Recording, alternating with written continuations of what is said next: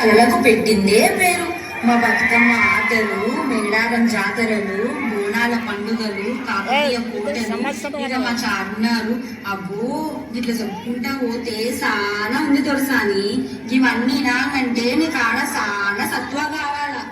ఓ వదినే, మొన్న పండుగకు చేసిన సకినాలు, అరిసెలు పట్టుకరా. ఇవన్నీ తినుకుంటా ముచ్చట చూపిస్తాం చూడు.